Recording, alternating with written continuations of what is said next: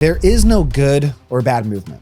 There's only a movement that your body is not prepared for. It's not unhealthy for me to keep my elbow straight or bent, but if I keep my elbow bent for 8 hours, it's gonna hurt. If I keep my elbow straight for 8 hours, it's gonna hurt. So my spine's the same way. It doesn't matter if I'm like this or like this. Both of these positions, so good posture or bad posture, both of them can hurt. Welcome everyone, another very special episode of The Flow Show. We have Grant Elliott from Rehab Fix. It's his company. We're going to talk about that and much more. Grant, thank you for being here.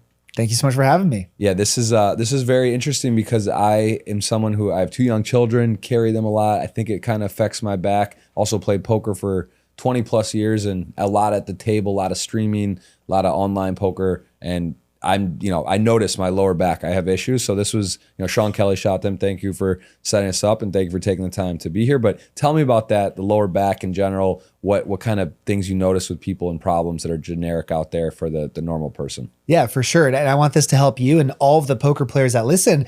I want to make sure that their focus isn't being affected during gameplay so that they're not thinking about, oh, my back's getting hurt, I'm aching and moving during this play. I want their focus 100% on gameplay so that they can, so they can get the outcome they want. For sure. And is it something, would you say like the standard person just has like, are pretty much everyone out there, if you're not doing work on your back, are you going to have normally problems, or is it what causes the generic problems? So the evidence shows that 80% of human beings alive will experience low back pain at some point in their life.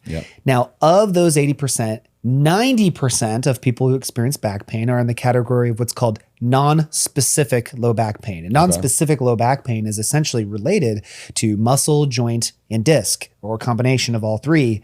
And to subgroup that even further, it's a movement-based problem a majority of the time, which means it needs a movement-based solution. Movement meaning certain movements are going to aggravate your back, or certain positions are going to aggravate your back, and certain movements are going to resolve your back pain. So to dumb it down a lot of people are dealing with back pain because they're not moving enough, or they're not doing more of the right movements that they need to be doing. Very interesting. And someone who sits a lot, let's just poker again. You're at the table 8 hours a day, 10 hours a day, you're playing. Let's start with that. Is there some trick? Because at times with posture, I really do try to be cognizant of it and sit and be upright, because I notice like hunching over. Is there any tricks or tools? I used to use a DDS belt. I streamed a lot on Twitch, would sit 10, 12, 14 hours a day, and I had this belt on, I would strap on, and it seemed to kind of help, like at least keep you up. Do you recommend anything? I remember using that. Do you have any fixes or help you could do? So keep in mind, there's only so much you can do if you are not getting out of your chair, right? There are some things that you can do while sitting, but ultimately you want as much movement variability as possible. And what I mean by that is the more frequent positions you can get into, the better. So yes, sitting in an upright position can be helpful, but not for too long. So here's the concept is, if you're a poker player and you're sitting for 8 hours, 10 hours, however long it is, you don't want to be sitting in the same position the whole time. So it really doesn't matter if you're in a rounded position for too long or in an upright position for too long. Your back's going to ache in either one of those positions. What you want to do is you want to get into as many different positions throughout that gameplay as possible, because your spine wants to move. It has tons of joints. All the discs between are filled with fluid, and you want to move that fluid around. So all the different positions you can get into is going to be most ideal. Interesting. And similar like an airplane or stuff that you just want to move around. You don't want to be exact. Like, how do you fight that? If you got a 6-hour flight, 5-hour cross country, is it good to just get up, walk around, or is there actually like, what would you do on that?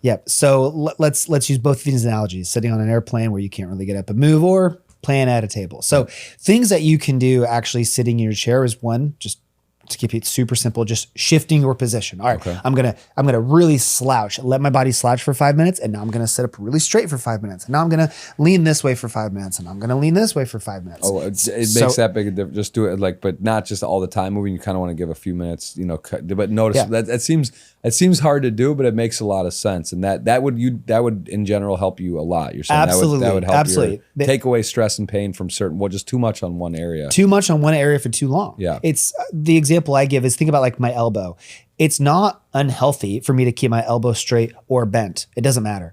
But if I keep my elbow bent for 8 hours, it's going to hurt. If I keep my elbow straight for 8 hours, it's going to hurt. So my spine's the same way. It doesn't matter if I'm like this or like this. both of these positions, so good posture or bad posture, Yep. both of them can hurt if we hold it for 8 hours. And so as many different positions as possible. Very interesting. And you have young children, I believe, is it 4? Yeah, a 3-year-old and a 2-year-old and then another on the way. Wow. Okay. So you're going on 3. I have 2 young children as well. And I noticed, my 19-month-old son he's a tank and I carry him a lot. And so, he wants in that age and Is that something, it's sort of if you're healthy and is there anything you can do on that or is that bad? Like, I feel like that kind of hurt. I think that's one of the reasons my lower back does hurt, but I don't know for sure. Is there anything to do, any tricks with kids or?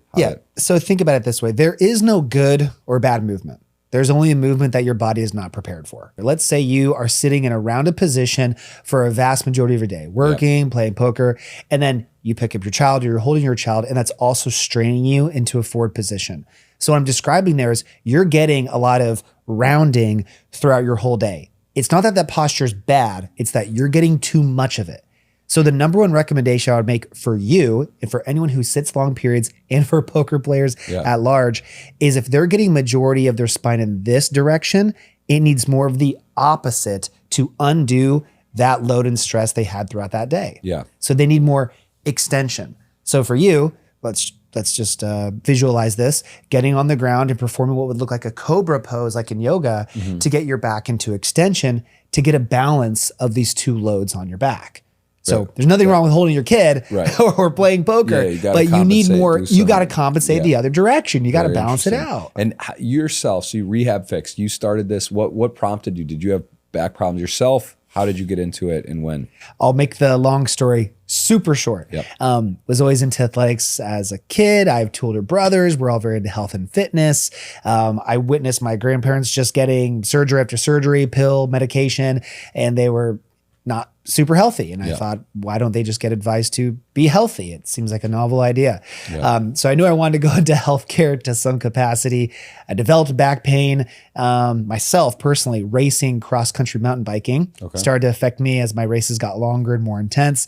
Went to what I would refer to as a typical, traditional, old school chiropractor. Your x-ray, your spine's crooked. You need to come see me 3 times every week.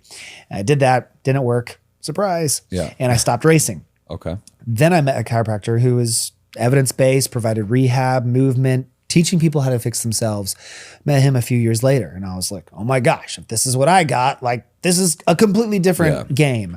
So that's what inspired me to go and be one of the good ones.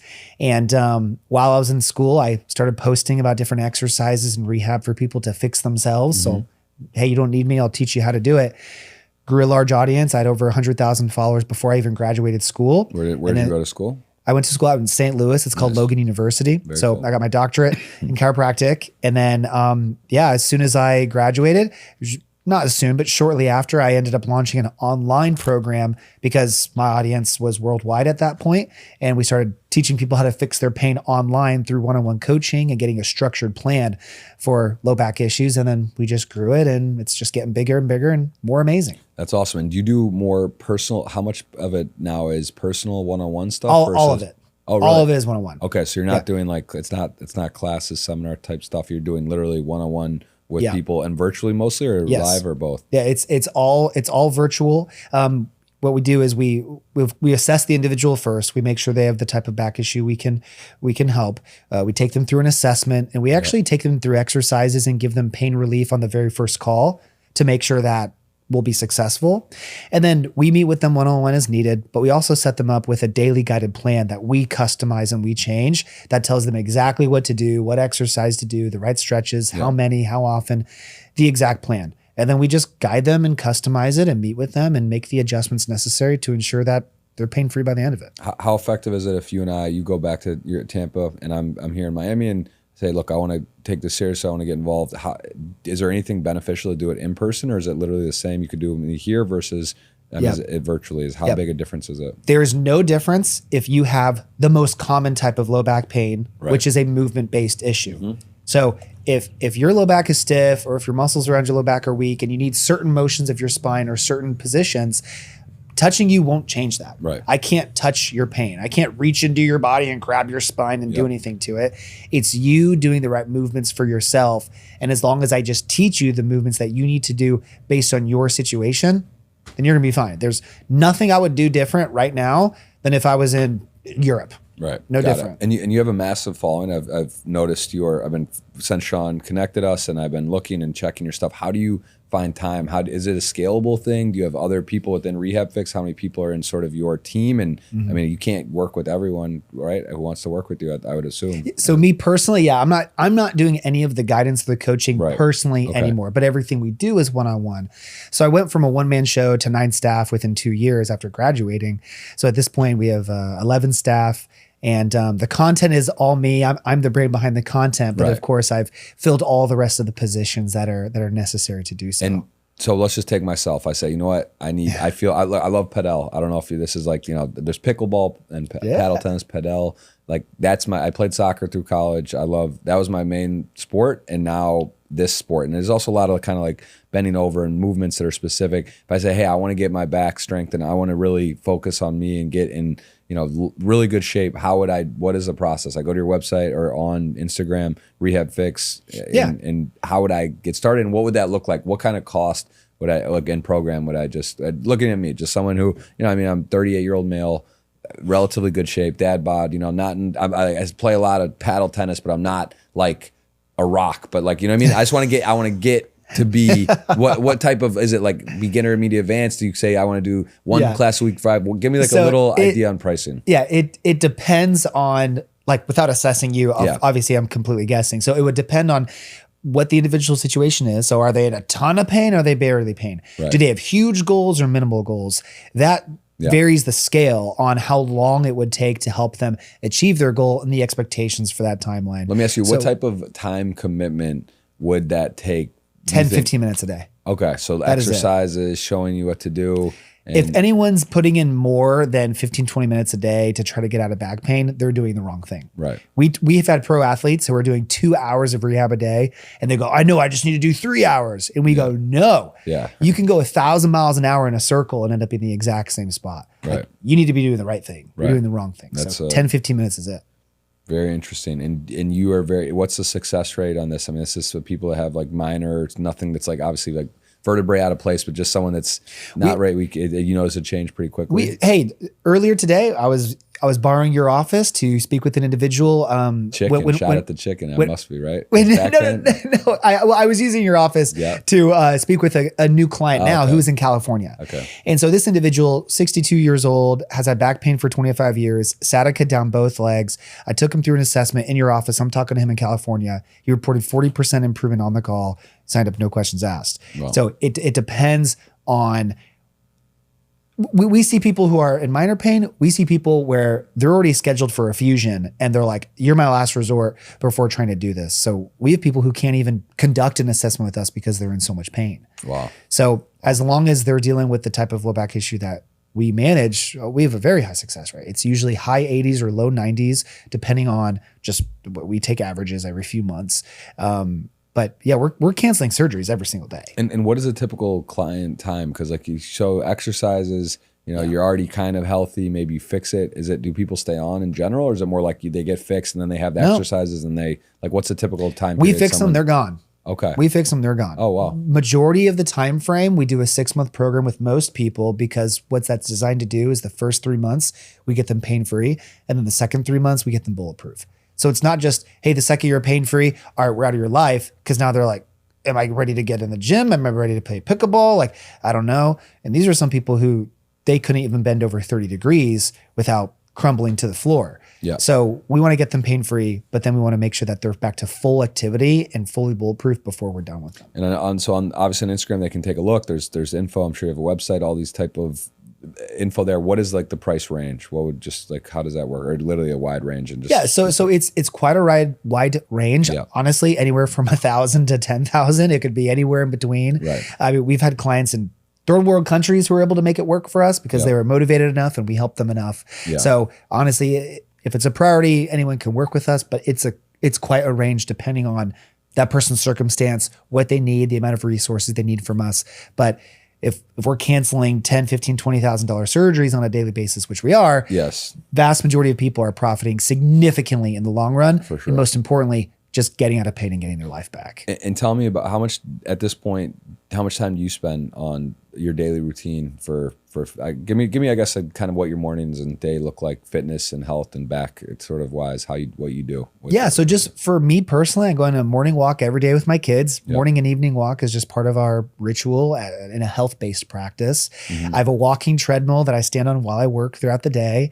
I work out at the gym 5 days a week. I spend about an hour there training myself, and I eat well. So not a massive time commitment, but fitness is part of my life. As far as fitness goes, that's not a massive time commitment. Do you have any are you like cold plunge meditation? Are you in all the? I'm not doing any meditation, but I do like cold plunging. I don't have an actual cold plunge, but during this time of year, my pool will get down into the 50s, and so I'm in there 5 minutes every morning. So I get up, go downstairs, do 10 minutes on my bike, and then go jump in the pool for 5 minutes. Very cool. and do you see the health benefit of people that just neglect this type of work on their back and just sort of like let things get worse? Like what's absolutely. Like give me a healthy male 30s that maintains or starts and does this. Like what kind of lifelong benefits can it have? I mean, are we talking for longevity and just later on? How can that shift? Yeah. So we see the worst case scenarios of people who procrastinate their health every day. So minor back pain, I'm not going to mess with it. Okay, now your back pain's I don't want to pay any money to go figure it out. And people who truly, they'd rather keep the money in their pocket, but also keep the pain. And they have that mentality. They're not willing to invest in their health. It gets worse and worse and worse. Now they are losing their job because they can't do their job. So now they're less money. Now they can't afford help for it. We have these scenarios every single week of people who are too stubborn to invest in their health. So if you're proactive, hey, I get back pain, I need to do something about it. It's not going away.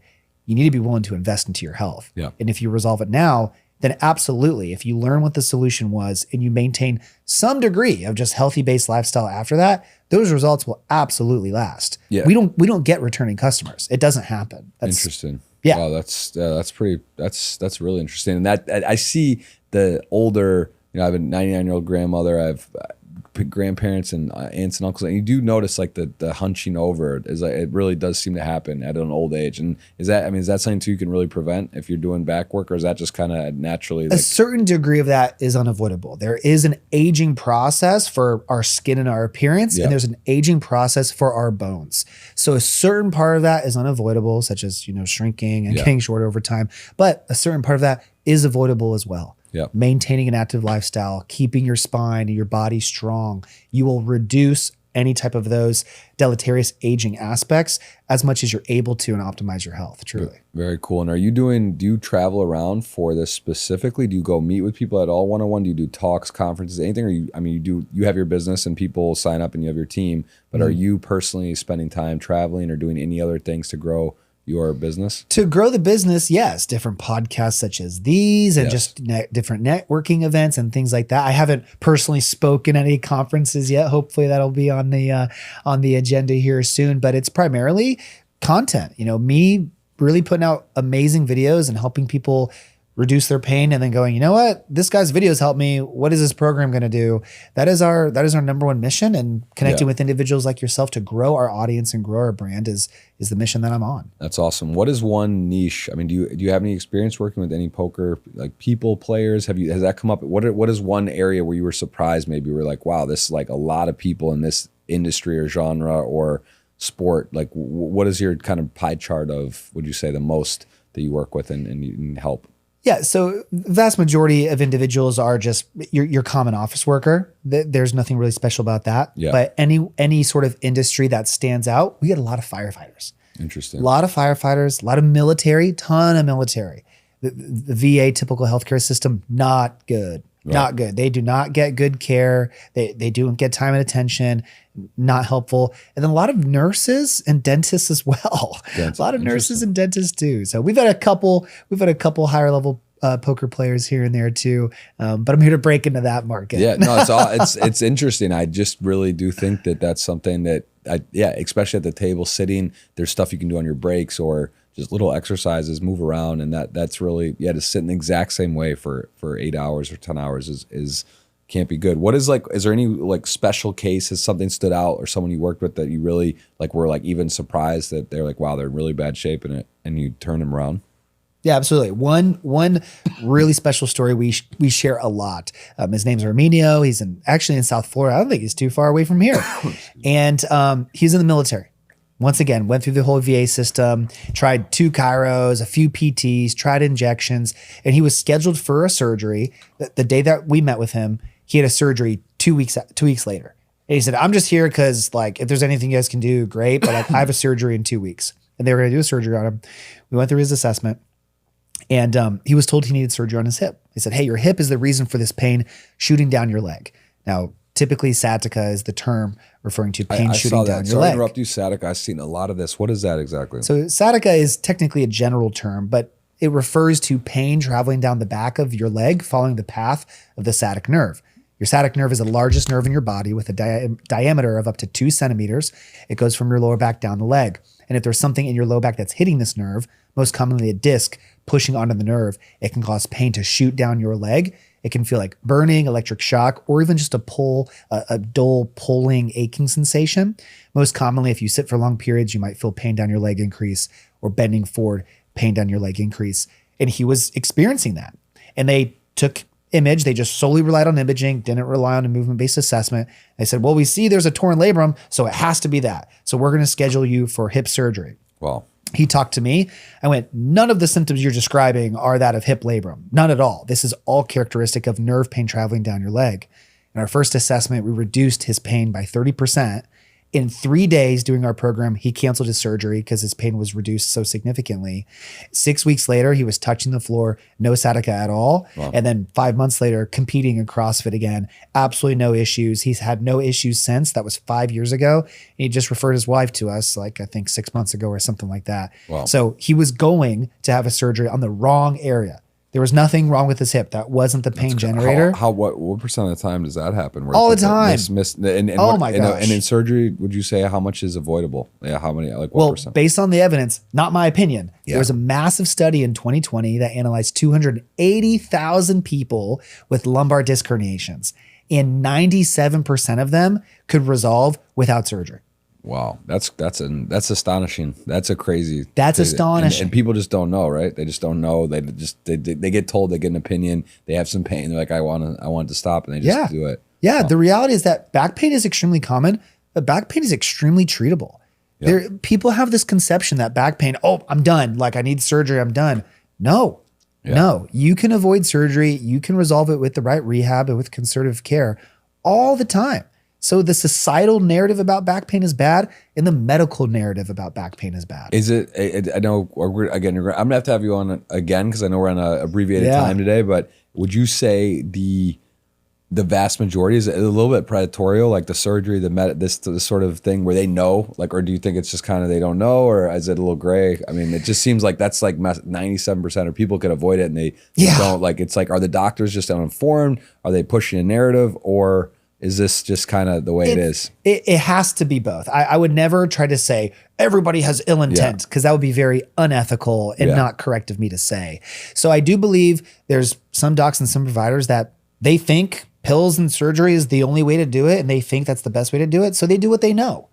But there's definitely another side of it where I get paid to prescribe pills. I get paid to do surgery.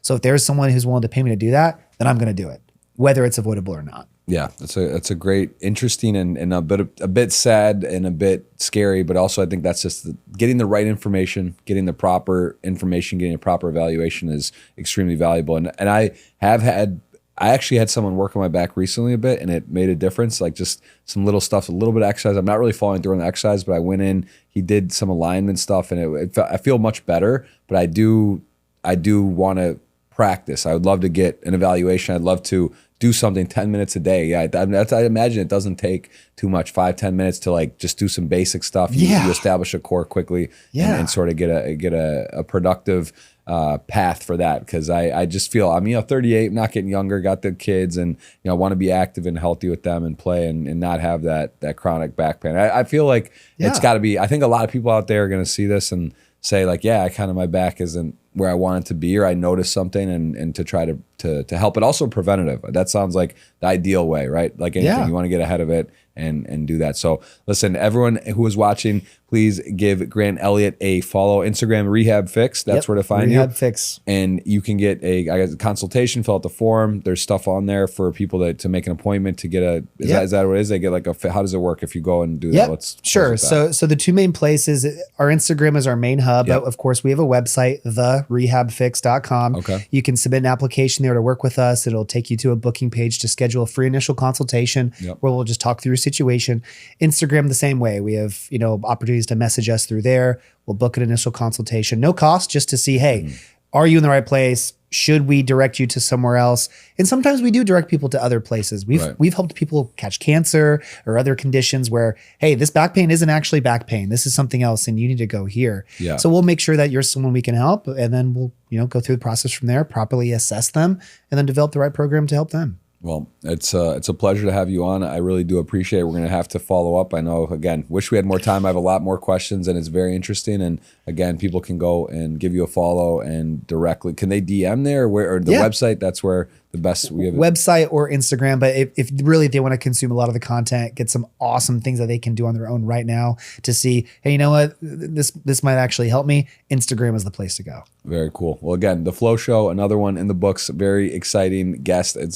I'm fascinated by this space, and I think there's just not a lot of information. I don't know where to get the right information, and I can tell you, if you're watching, he is in great shape. Looks like he knows what he's talking about for sure. I would love to get on a great program and do that. And again, appreciate the time. Thank you so much for coming. And we'll definitely have a follow up in the future. And I am going to sign up and do that. I want to get one. I would love to do that. And I will have a follow up. I'll post a video maybe on the progress and kind of show before and after of sort of where I'm at. Cause I know I got some work to do, and I appreciate you making the time today. Thank you so much. Thank you so much. Really appreciate it.